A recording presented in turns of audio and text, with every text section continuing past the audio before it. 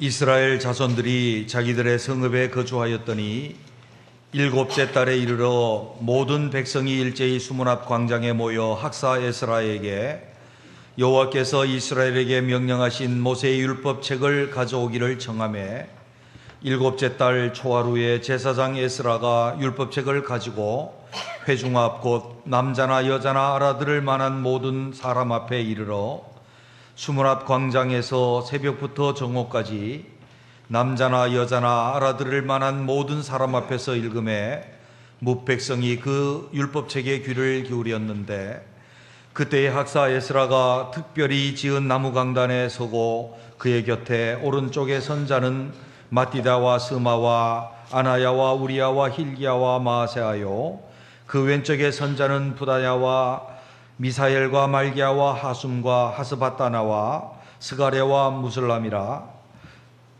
에스라가 모든 백성 위에 서서 그들 목전에 책을 펴니 책을 펼 때에 모든 백성이 일어서니라.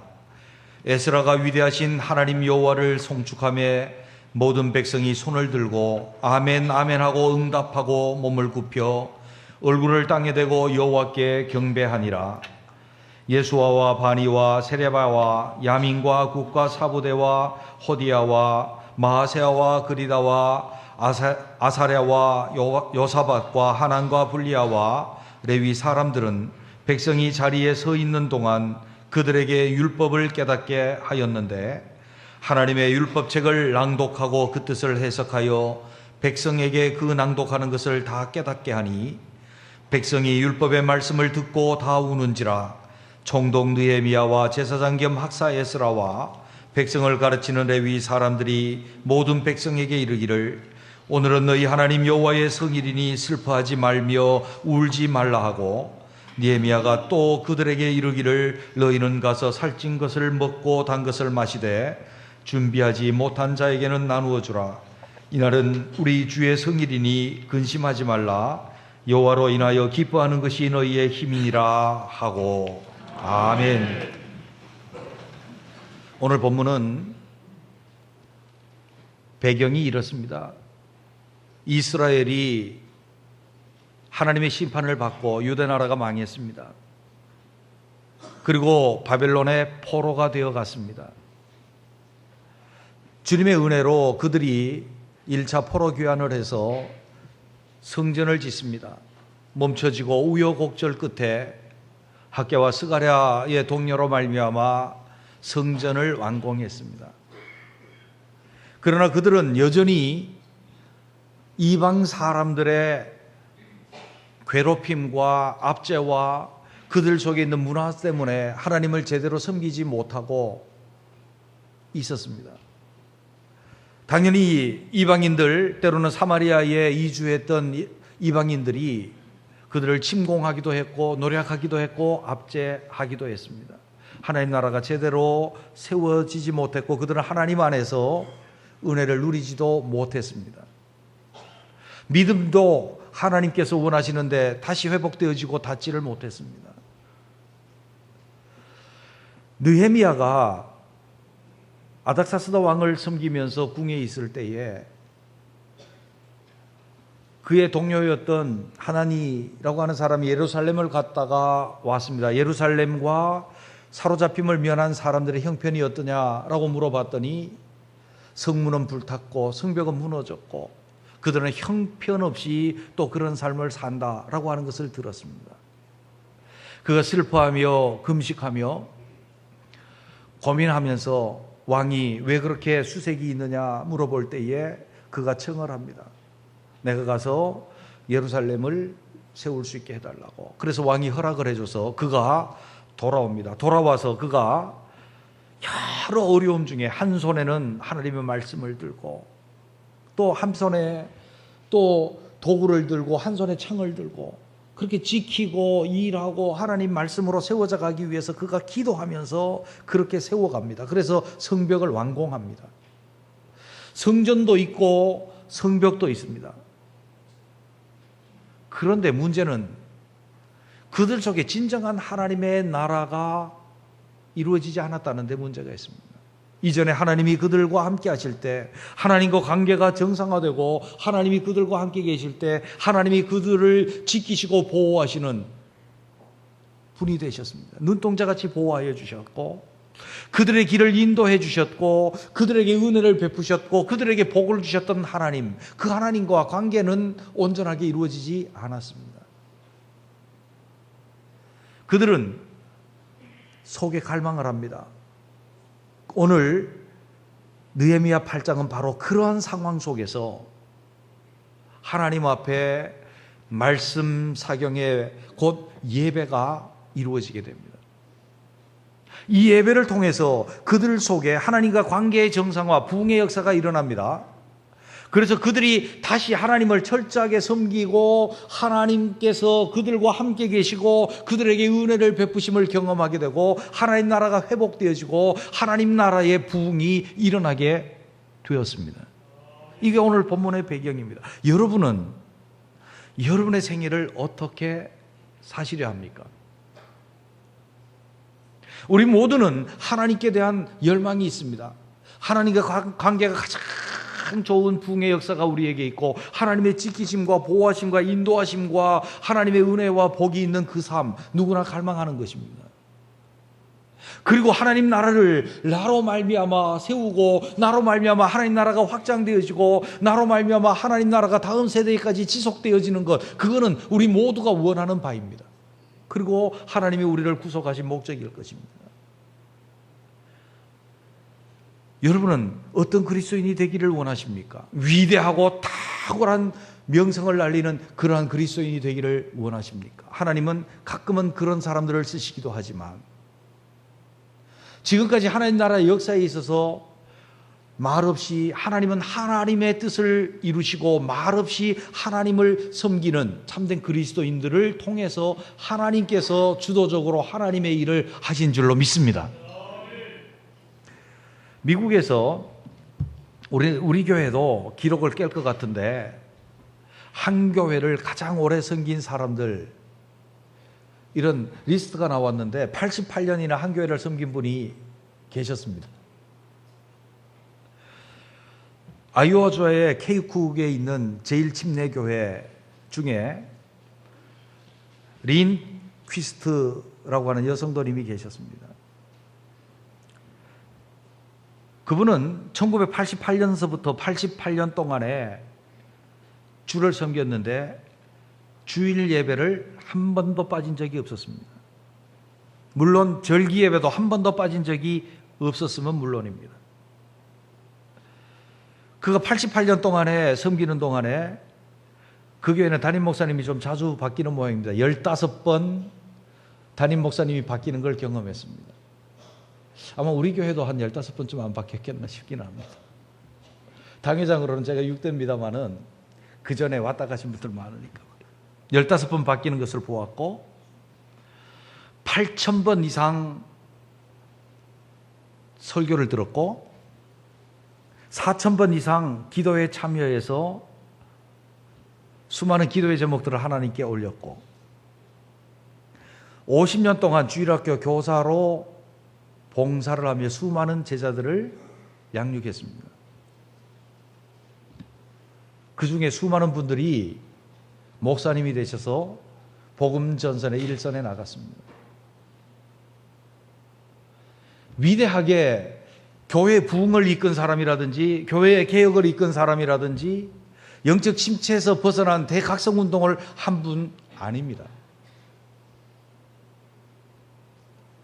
하나님 나라에서는 이분이 작은 분일까요? 제가 생각할 때는 아주 위대한 신앙인이요, 하나님께서 그분을 통해서 위대한 역사를 일으키신 분인 줄로 믿습니다. 그의 위대한 힘 배경에는 예배가 있었습니다. 그 예배를 통해서 그는 그의 예배와 그 예배를 통한 하나님의 은혜와 하나님 앞에서의 부흥이 그의 삶을 사한 제사로 드리게 하였고 그것을 통해서 하나님은 하나님의 위대한 역사들을 그를 통해서 일으켜 내신 줄로 믿습니다.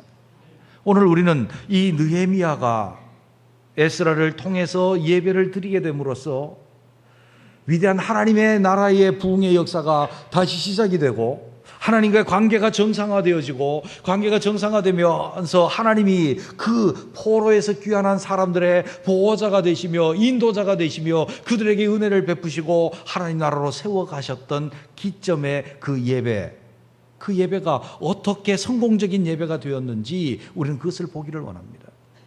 예배에 성공하는 사람이 신앙에 성공하는 줄로 믿습니다. 신앙에 성공하는 사람이 당연히 하나님 나라 백성으로서 인생에도 성공하는 거예요. 예배의 성패는 우리 인생의 성패를 가른단 말이죠. 예배의 성패는 우리 교회의 성패를 가르고 예배의 성패는 하나님 나라의 성패를 가른다는 것입니다. 그렇기 때문에 우리는 반드시 성공적인 예배를 드려야 되는 줄로 믿습니다.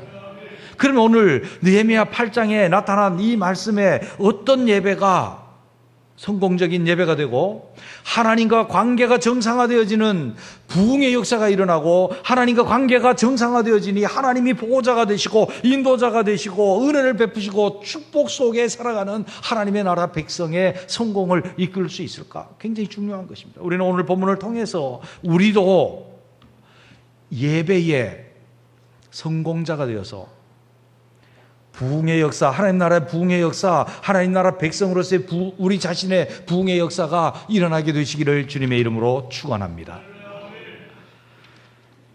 그렇다면 성공적인 예배, 그 요소가 무엇일까요? 그 첫째는 사모하는 마음입니다. 영사식 한번 따라 하시죠. 사모하는 마음입니다. 부흥이라는 말은 하나님과 관계의 정상화를 말합니다. 하나님과 관계가 정상화되면 하나님의 은혜가 그들 속에 임하고 하나님이 그들과 함께 계시단 말이죠. 이것을 그 백성들은 간절히 사모한 거예요. 성전은 있었지만 그들이 성전에서 하나님을 제대로 섬기지 못했고 이제 느헤미야가 돌아와서 총독으로 돌아와서 그가 성벽을 완공했지만 그들의 삶의 관건은 어디에 있었는가 하면 하나님과 관계의 정상이 되는 것이 그들의 삶의 관건이었고 하나님 나라 회복의 관건이었고 다시 이스라엘이 하나님의 나라로 세워지는 관건이었습니다. 뭐가요? 하나님과 관계 정상화입니다. 하나님과 관계가 정상화되어지는 것이 부흥이라는 거예요. 부흥이 뭐냐? 하나님과 관계가 회복되어지고 정상화되어지는 것이거든요. 그 백성들이 뭐를 원했습니까? 이제 우리에게는 성전도 있고 성벽도 있습니다. 하나님이 우리 하나님 되어주셔야 합니다. 사모하는 마음이 그들에게 있었다는 거예요. 1절을 보십시오. 이스라엘 자손이 자기들의 성읍에 거주하였더니 이제는 성전도 있고 성벽도 있는 그 성읍에 거주한 거예요. 7째 달에 이르러 모든 백성이 일제히 수문 앞 광장에 모여 학사 에스라에게 여호와께서 이스라엘에게 명령하신 모세의 율법책 가져오기를 청하며 이제 우리가 이 성읍에 거주하기는 하는데 하나님이 우리와 함께 계셔야 하고 하나님이 우리에게 은혜를 베푸셔야 하고 우리 길을 인도하셔야 되고 하나님의 복 주심과 은혜 주심에 우리가 달려있는데 지금 우리가 성읍에만 거주합니다. 일제히 백성들이 갈급한 마음을 가지고 모여옵니다. 에스라에게 당신은 성경학자가 아닙니까?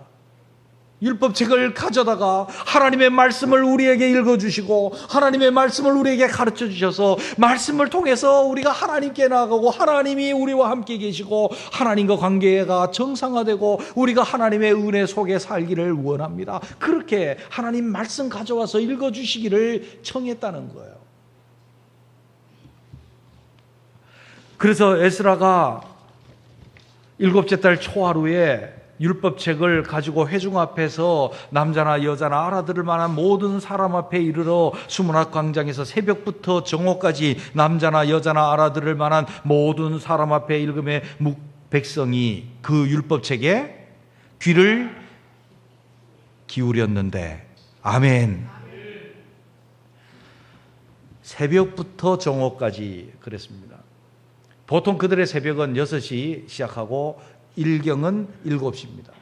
그래서 최소 5시간에서 6시간 동안 하나님의 말씀이 강론되고 있는 거예요. 5시간에서 6시간 동안에 그들이 하나님 말씀에 경청하고 귀를 기울였다. 경청하고 귀를 기울였대요. 어떻게 그렇게 할 수 있습니까? 여러분은 하나님 말씀에 경청하고 귀를 기울이고 집중할 수 있는 시간이 얼마나 되십니까? 보통 제가 주일 낮 설교를 30분에서 35분 정도 그렇게 하는데 어느 날은 좀 길어져서 한 40분쯤 되면 그래도 제가 할 거는 다 하죠. 저도 해야 되니까.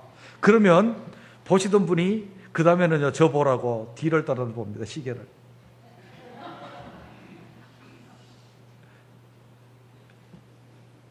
집중도 안 되고 이제 안 들리니까 그만하세요. 이제 그거거든요. 그런데 이분들은 5시간에 6시간 동안에 뭐 한 거예요? 귀를 기울인 거예요. 귀를. 에스라가 재미있게 만담을 섞어가면서 설교를 했을까요? 안 했을까요? 율법 책만 읽었어요. 성경만 읽은 거예요. 근데 귀를 기울여 집중을 했습니다. 그리고 성경을 아는 사람들이 깨닫게 하고 있는 거예요. 근데 거기 집중을 하고 귀를 기울인 거예요. 귀를 기울여 경청하고 집중한 거예요. 왜요? 그런 집중력이 어디서 나왔을까요? 사모하니까. 하나님 내게 어떤 말씀을 주시고 이 말씀으로 내게 어떤 은혜를 주시고 하나님과 관계가 내가 어떻게 정상화되고 내가 하나님 나라를 이루고 하나님의 은혜와 하나님께서 인도하심과 하나님께서 복주심 속에 내가 살 수 있을까? 얼마나 사모되면 그 성경만 읽는 거기에 막 집중을 했다는 거예요. 집중을 했다는 거예요. 은혜가 내게 오든지 말든지 나는 살만합니다. 그런 사람은 뭐 멍하니 들을 수 있겠지. 아이고 오래 서 있는 거 다리 아파 죽겠다. 좀 빨리 끝냈으면 좋겠다. 그럴 수도 있겠죠. 그러나 정말 사모하고 갈급하면 한마디도 놓치기 싫은 거예요. 주님이 언제 내게 은혜 주실지 모른다니까요. 제가 설교를 30분 하지만 제가 저에게 말씀 듣고 은혜 받았습니다 라고 저에게 고백하는 사람들 보면 말씀 전체를 다 듣고 은혜 받은 것 같습니까, 여러분요?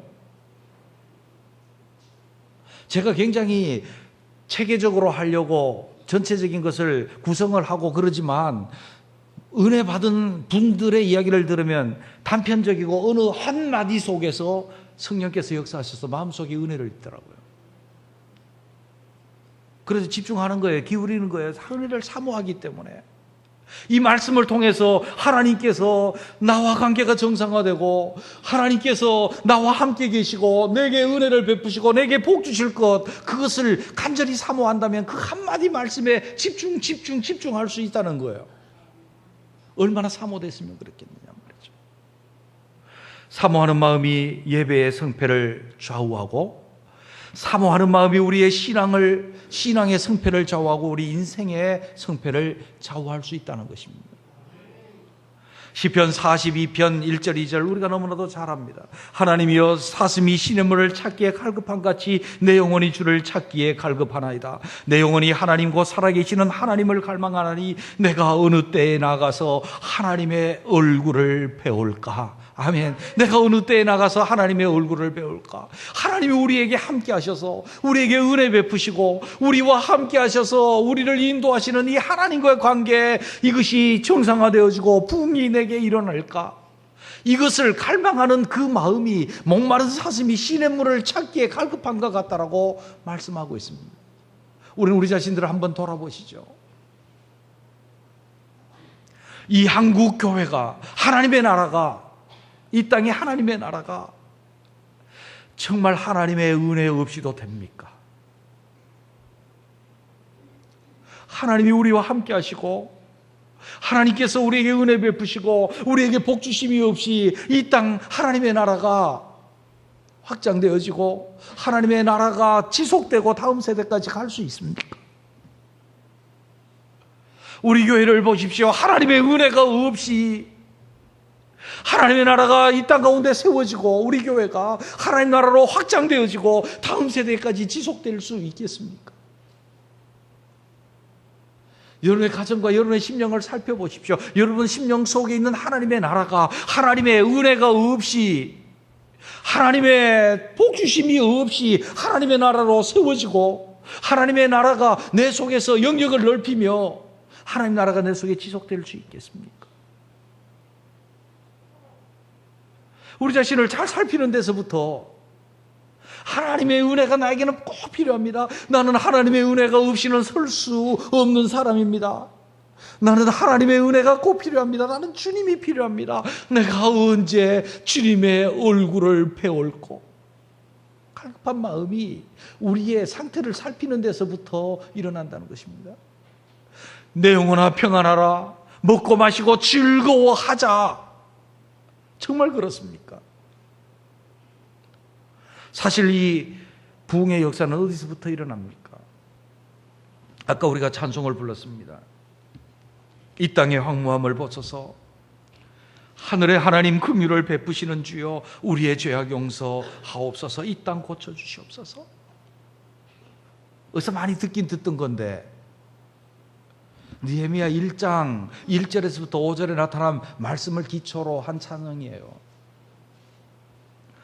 하갈의 아들 느헤미야의 말이라. 아닥사스다 왕 제20년 기슬루월에 내가 수상궁에 있는데 내 형제들 가운데 하나인 하나니가 두어 사람과 함께 유다에서 내게 이르렀기로 내가 그 사로잡힘을 면하고 남아있는 유다와 예루살렘의 사람들의 형편을 물은즉 그들이 내게 이르되 사로잡힘을 면하고 남아있는 자들이 그 지방 거기에서 큰 환난을 당하고 능욕을 받으며 예루살렘 성은 허물어지고 성문들은 불탔다 하는지라. 내가 이 말을 듣고 앉아서 울고 수일 동안 슬퍼하며 하늘의 하나님 앞에 금식하며 기도하여 이르되 하늘의 하나님 여호와 크고 두려우신 하나님이여 주를 사랑하고 주의 계명을 지키는 자에게 언약을 지키시며 긍휼을 베푸시는 주여 간구하나이다.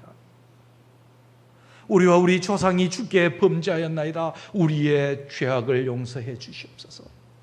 그렇게 시작된 것이 예루살렘 성벽을 중건하는 일이며 이렇게 하나님 나라로서 부흥의 역사를 이끌어낸 기초가 되는 것이었습니다. 그 속에 그는 아닥사스다 왕의 신하로서 궁궐에서 평안히 살 수 있습니다. 평안하라, 내 영혼아 먹고 마시고 즐거워하자 할 수 있었습니다. 그러나 하나님 나라의 형편을 봅니다. 예루살렘을 봅니다. 그 백성을 봅니다. 황무하기 그지없습니다.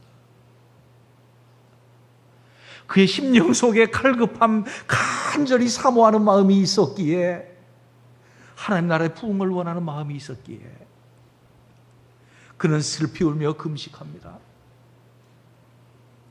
하늘의 하나님 긍휼을 베푸시는 주여 우리 죄악을 용서하시고 다시 하나님 나라로 설 수 있게 해 주시옵소서. 간절히 갈망하는 하나님이 다시 우리와 함께 하셔서 하나님의 나라로 설 수 있게 해 주시옵소서.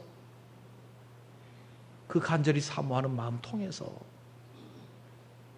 예루살렘 성벽이 중건되어지고 이 부흥의 역사가 일어나고 하나님의 관계 회복이 일어나게 된 줄로 믿습니다.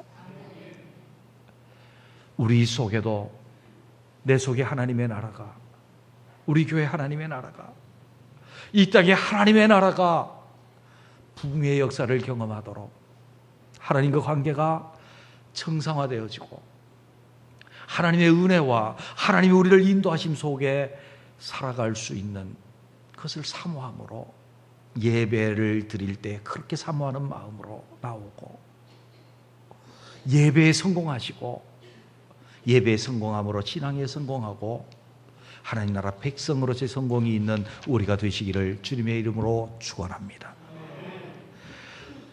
두 번째로 예배의 성패는 하나님께 대한 태도에 달려 있음을 보여주고 있습니다. 학사 에스라가 나무로 만든 강단에서 저희 목전에서 책을 펴니 책을 펼 때에 모든 백성이 일어서니라. 아멘. 율법책을 폈습니다. 강단을 만들고 강단에서 성경책을 편 거예요. 성경의 말씀은 누구의 말씀입니까? 하나님의 말씀이에요. 그 하나님의 말씀이 펼쳐질 때에 그들이 일어섰습니다. 말씀에 대한 태도는 하나님께 대한 태도였습니다. 그들이 하나님의 말씀을 펴며 예배할 때에 일어섰습니다. 일어선다라고 하는 것은 유대인들에게 있어서는 최고의 경의를 표합니다.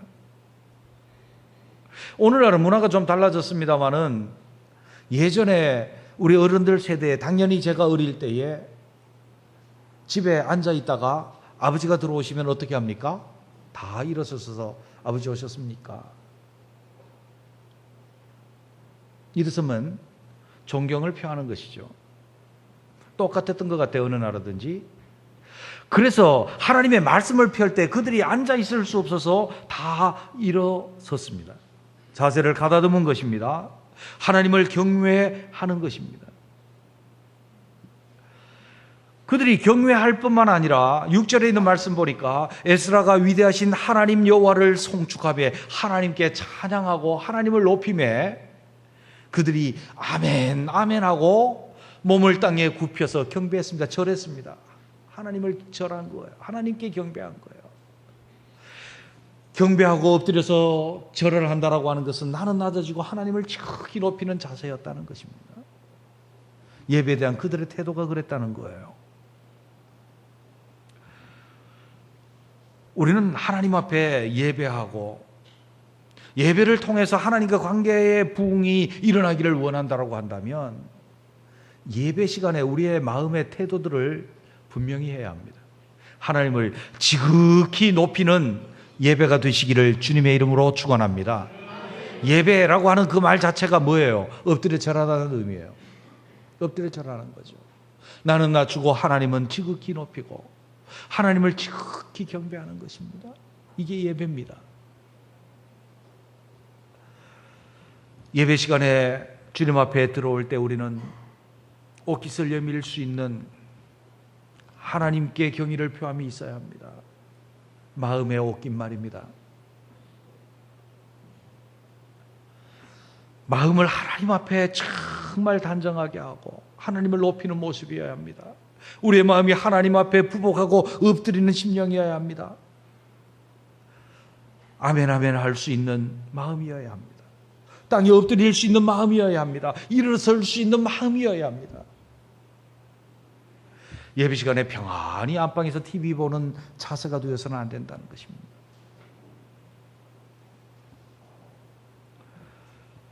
우리는 하나님 앞에서 자세 중요해요. 아주 중요해요. 마음의 자세 중요합니다. 여러분이 만약에 지극히 이 땅 가운데서 권위가 있는 사람들 앞에 여러분이 어떤 일이 있어서 장관을 만나거나 대통령을 만나거나 높은 사람을 만날 때 여러분이 어떤 자세로 만나겠습니까? 마음 자세가 중요합니다. 사실은 어떤 사람을 만날 때에 그 내용보다 더 중요한 것이 있는데, 관계에 있어서 중요한 것이 있는데 그 사람에 대한 태도입니다. 우리 교회도 부교육자들도 있고 교회 많은 직원들도 있는데 저는 항상 봅니다. 하나님께 대한 태도가 어떠한지입니다. 눈 가리고 사람들에게 칭찬받으려고 한다든지 아니면 없는 동안에 어떻게 한다든지 그게 아니라 하나님 앞에 어떤 태도를 가지고 있는지 그것을 보고 존중의 정도를, 하나님을 존경하는 사람을 존경하며. 왜 그렇습니까? 하나님에 대한 태도가 우리의 예배와 우리의 신앙과 우리의 인생의 성패를 좌우하기 때문에 그렇다는 것입니다. 우리 예배할 때와 정말 하나님의 부흥 우리 가운데 일어나기를 간절히 사모하는 그때에도 하나님께 대한 우리의 태도를 명확하게 하고 제대로 가져갈 수 있는 우리 모두가 되시기를 주님의 이름으로 축원합니다. 세 번째로 보면 하나님의 말씀에 대한 반응이 예배 성패를 좌우합니다.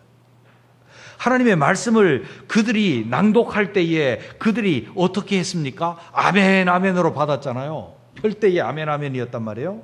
그리고 나서 그 말씀을 다 읽을 때 일어서 있었을 뿐만 아니라 그 말씀을 읽고 말씀을 아는 자들이, 제사장과 하나님의 말씀에 대해서 밝은 사람들이 그 말씀을 다시 해석하고 풀어주어서 깨닫게 한 거예요. 그래서 그들이 깨달았습니다. 하나님의 말씀을 간절히 사모했기 때문에 듣고 가르쳐 주니까 깨달았어요. 깨달았다는 말이 어떤 의미인가 하면 이런 거예요. 한번 따라 해보시죠. 객관이 주관이 되는 것이다. 객관적인 진리가 있어. 아, 하나님 말씀 그래?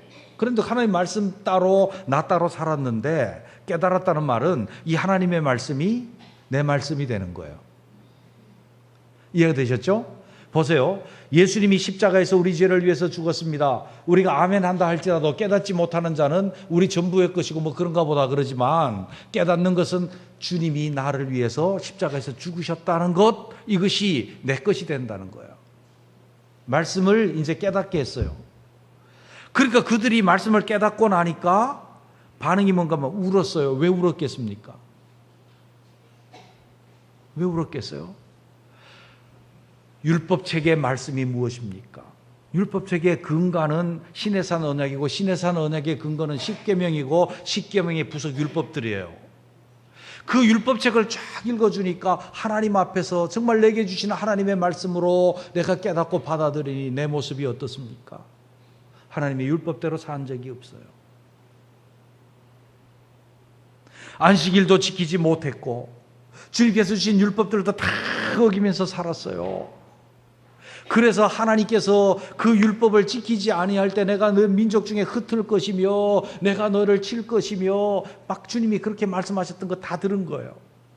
그들이 어떻게 됐다는 것입니까? 하나님 말씀대로 살지 아니하고 하나님을 경외하지 아니함으로 벌을 받아서 나라가 망하고 포로가 되고 이제 돌아왔다는 거죠. 그리고 지금 형편이 지금도 하나님과 관계가 정상화되지 아니하고 율법을 지키지 아니하고 있다는 거예요. 그 처지, 비참한 영적인 처지, 비참한 지금 환경의 처지, 아직 회복되지 못한 하나님 나라의 처지, 그것을 보면서 그들이 애통하고 있는 거예요. 그 속에 뭐가 이루어졌다는 겁니까? 운다는 것은 하나님 말씀 듣고 반응하고 그가 하나님 나라 사람이 되었다는 거예요. 심령이 가난한 자는 복이 있나니 천국이 그들의 것이요 애통하는 자는 복이 있나니 천국 사람이니 저희가 위로를 받을 것이며. 할렐루야. 그 반응이 일어나는 거예요. 말씀 듣고 하나님 나라가 그 속에 시작되고 하나님과 관계의 정상화가 그 속에서 일어나고 있다는 반증이에요. 그리고 말합니다. 느헤미야가 그들에게 말합니다. 에스라도 말합니다. 오늘은 여호와의 성일이니 울지 말라, 슬퍼하지 말라. 여호와를 기뻐하는 것이 너희의 힘이니라. 오늘은 여호와의 성일이라. 초막절이 시작되는 첫날이에요. 초막절은 구원의 기쁨을 누리는 날이에요. 하나님의 은혜의 그 영원한 안식을 기다리는 은혜의 기쁨의 날이에요. 율법에 그렇게 기록된 거예요. 또 다른 반응입니다. 여호와의 성일이니 울지 말고 기뻐해라. 먹고 마시고 기름 바르고 즐거워해라. 이는 여호와의 성일이다. 여호와를 기뻐하는 것이 너희의 힘이니라. 그랬더니 그들이 어떤 반응 보입니까? 그들 울음을 그칩니다. 그리고 먹고 마시고 즐거워합니다. 그리고 그 성일을 지킵니다. 초막절을 지키게 되죠. 하나님과 관계의 정상화가 이루어지고 있는 것을 보게 됩니다. 말씀에 대한 반응을 일으키는 것, 이것이 예배의 성공, 그래서 삶의 제사로 이어지고 하나님과 관계가 회복되어지고 하나님의 나라가 이루어지느냐 마느냐의 성패를 좌우하는 것입니다. 말씀을 듣고 꿈쩍도 안 하는 세대에는 부흥의 역사를 기대할 수 없습니다. 주님께서 가장 슬퍼하셨던 것이 무엇입니까? 주님께서 그 세대 사람들에게 비유로 말씀하셨습니다. 비유컨대 아이들이 장터에 앉아서 서로 불러 이르되 우리가 너희를 향하여 피리를 불어도 너희가 춤추지 아니하고 우리가 곡하여도 너희가 울지 아니하였도다. 전혀 반응이 없는 세대. 주님이 오셔서 하나님 나라를 선포하고 회개를 촉구하고 회개하라, 하나님 나라가 가까이 왔느니라 아무리 떠들어도 전혀 반응이 없는, 말씀에 집중하지도 않고 말씀을 경외하지도 않고 깨달음도 없고 그 말씀으로 말미암아 가슴치고 울지도 아니하고 그런 세대들.